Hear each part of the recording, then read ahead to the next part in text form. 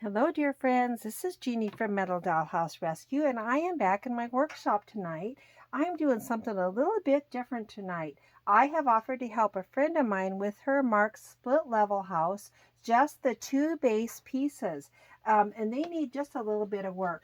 Now, she has asked me if I'll do a little work here on the edge, replace the graphic along here, maybe a little bit of the grass over here. She's not concerned about this floor here. And I may or may not go ahead and touch that up. I think she's going to overlay that with something else. But, if I feel for it, I may do a little work on that. And that way she'd have options. This base has got a little bit of missing paint on it too. So I'm going to work on both of those for her. There's a spot here, a little spot over here, and a few other little spots that need a little work. And again, she's not concerned about this floor area, but I may do a little bit of work on there just so, again, she has options. I think she's going to overlay that with something else. She's got something else in mind, but I may go ahead and do that too. So let's go ahead and get started. Since this isn't my house, I want to be especially careful with cleaning it and everything I do.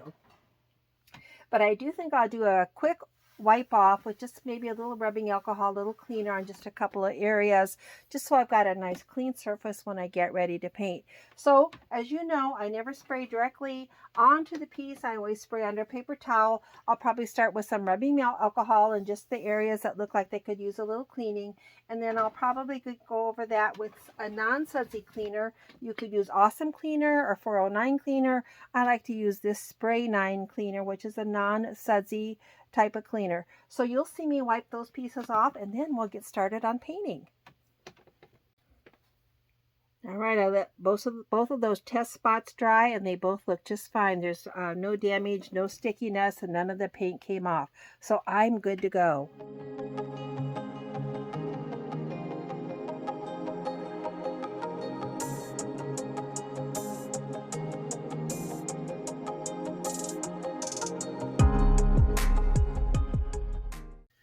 Now that I've got that gently wiped off, I'm going to put a layer of white or off-white on these areas where there's bare metal, and that will give me kind of a primer to build off of. It's going to take more than one coat of paint to cover like this spot and these spots over here where the bare metal's showing. Let's make sure you can see those over here. So I'm going to start with a coat of white or off-white. One of my favorite paint colors here is this buttermilk. Usually these houses are not bright white. This white is probably a little brighter than what most of my houses have been. It's probably a little better shape other than some of those missing areas. But still, we'll mix a little buttercream in with the white, and we're going to put a base coat on there. Then we'll fill in some color. Now this part here, it's kind of hard to see the pattern. Clear over here, I can see kind of what the shape should look like. But here I can't quite see. So I may get my house out that's like this and trace the blocks on mine to make sure her blocks match as close to the original as possible. But in the meantime, let's just put that coat of white on there. I'm going to mix up a little buttermilk with a little bit of bright white and see if we can make a nice dollhouse white. I'm going to call that dollhouse white. And dollhouse white probably varies from house to house. Some of them are bright white and some of them are more of a off-white. Some of them need a little bit of cream color in them, and some of them actually need a little dab of brown mixed in, almost a tan. This one's a brighter white than most of them. So let's just start with a very, very slightly off-white. So I'll take my bright white. I usually make a separate pile so I don't contaminate my bright white in case I want to use it for something else. And we'll just put a dab of that buttermilk color in there and make it a slightly off-white. I kind of am liking that. Let's see how that looks color-wise. I feel like that's a pretty good match. So let's fill this in, and then we'll go back and do some detail work.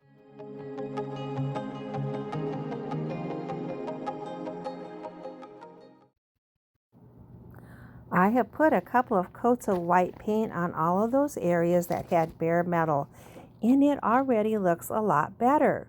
Now, I am most concerned about is this area because there was so much paint missing, it was hard to see the original shape as to what that should look like.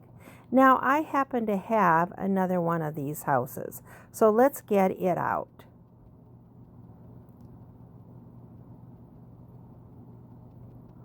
Here it is. I took my parchment paper and I laid it over that area that I needed to know those shapes for, and I traced it onto my parchment paper. Then I took another piece of parchment paper and made a duplicate copy of that. When I had the duplicate copy, I cut out all of those little boxes. They're all numbered. I cut them out so I have the original shapes, and here they are with their numbers on them, so I can transfer that onto the piece that needs to be painted. So what I'll do is I will tape those on to the piece that needs to be painted and trace around them, and then I will be able to paint that and make it as close to the original as possible.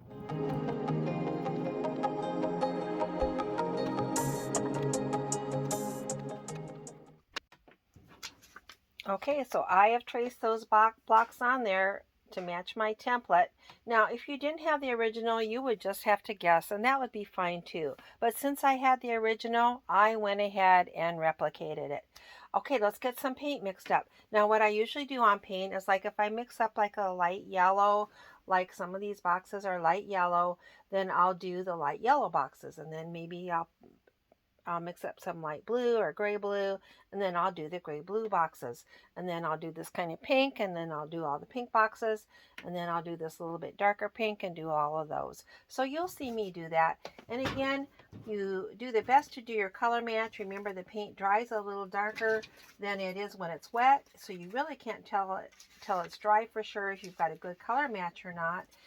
And also, don't be afraid. You can always, since it's acrylic paint, if you don't like it, you can wipe it off and repaint it, or you can paint another coat on top of it. All right, let's get some paint mixed up. All right, I've got my paints lined up here. Let's take a quick rundown. First of all, I've got black and white here to the side. I don't know that I'm going to use those. I might put a little white out there. In addition, here's a dark blue, a grass green, like a blue green. Back here I've got two colors of pink. This is like a sage green, like a country blue, red, yellow, and then my favorite, buttermilk. So I'm going to put a dab, shake each one up, put a dab on my palette of these that I think I'm going to use. These that I might not use, like the dark blue and the grass green, I'm going to leave to the side for a minute. I've got them here. As you can see, these are all acrylic paint. They are a variety of brands. I buy this either at Hobby Lobby or Michael's. I have bought it at Walgreens. Once in a while I'll buy a bottle on Amazon if I don't feel like getting out and getting to the store. But I've got a nice assortment now. And I try to, here's my helpful hint, if it doesn't have a dot on the top that tells you the color, then I try to add an X or a blob of paint so I know, because I keep them down in a box. And two of these are not marked. So when I open them up, I'm going to get those marked. So when they're down in my box, I will know what color they are. All right, let's shake these up. I always shake them up first, put my little dab on here, and then we'll start mixing.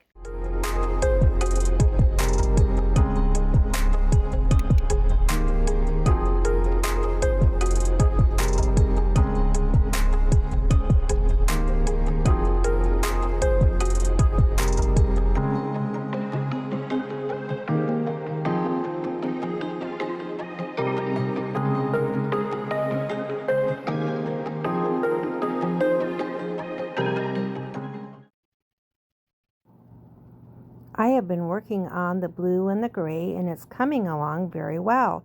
It's going to need another coat. However, I have covered up some of those grout lines, so I'll have to go back and touch those up here in a little bit.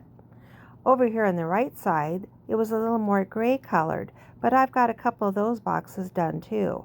So I'm going to finish this up, and then we'll come back and work on the yellow and the pink.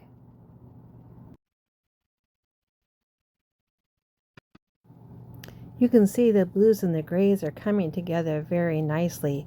We're going to work on the yellow next, and I've already tried a little bit on one of these boxes here to fill it in. It's coming along okay.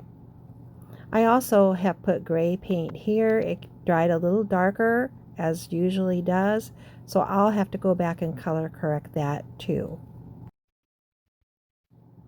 Let's work on the yellow a little while.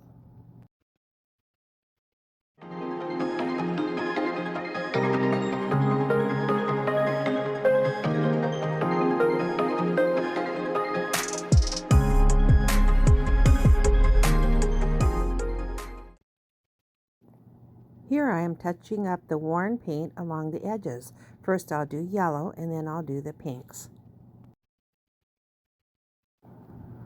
I've put 2 drops of pink paint here on my palette. One is the lighter pink and the other one is a darker pink, almost a hot pink. We're going to try them both and see how they look. I feel like the light might be a little bit too light, but let's try it and see.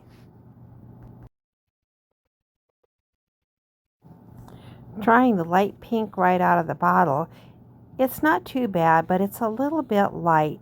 Let's try the hot pink and see how it looks. I don't think it's going to be any better. Yeah, it's not a very good match. We're going to have to put a little bit of brown in it. Let's tap a little bit of brown in there. This is how I do it. I put a little brown on the end of my brush.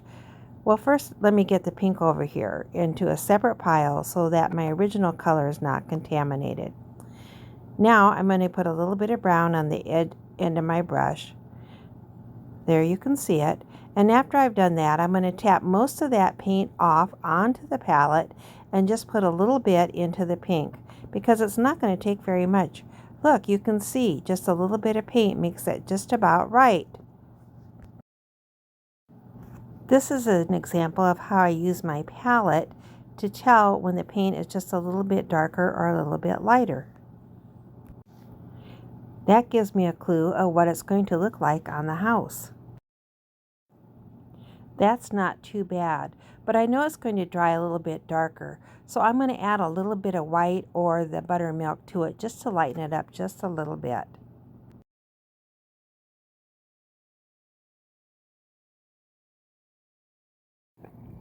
Here, I wipe off the paint, adjust the color, and redo the pink. Finally, a good match.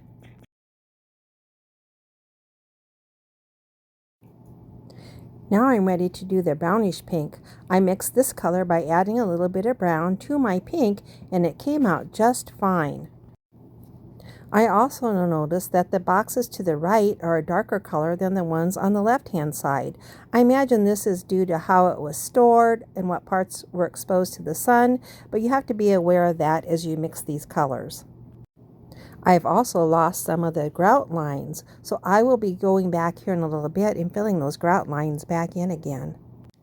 There's a little bit of discoloration at the top of some of these boxes. I'm going to go ahead and fix those as I go. I don't think those will show when the house is put together, but just in case, I'm going to patch all those up also. Okay, everything has had at least 2 coats of paint now, so let's take a look at those grout lines. The way we're going to fill those in is to use masking tape to put on the areas that don't need painted. I'll put a little bit on the blue and a little bit on the pink, leave a gap in between, then I can come back with my white paint, fill in the grout line, and we will see how that looks. I'm going to mix some off-white paint, Dollhouse white, to use for those grout lines. Now, sometimes I have to be careful when I take that tape off. Sometimes it will pull off some of the pink or the blue, and then I'll have to touch that up too. That came out really well. Now I have to be careful because I have to let the paint dry before I can put the tape back on again. This is looking really good and this area is about done. I still need to work on these over here on the right hand side, but they're looking good too. I'll keep working on this until they are all completed. Okay, dear friends, I have completed all of the little squares and rectangles on the patio, as well as all of the grout lines, and they look really good. This was the area I was most concerned about because it had the most paint gone, but it's looking fine too. And over here to the right, there was also quite a bit of missing paint. That looks good too. Next, we're going to work on the grass, so I hope you come back and watch me finish this piece up. Thanks for joining me.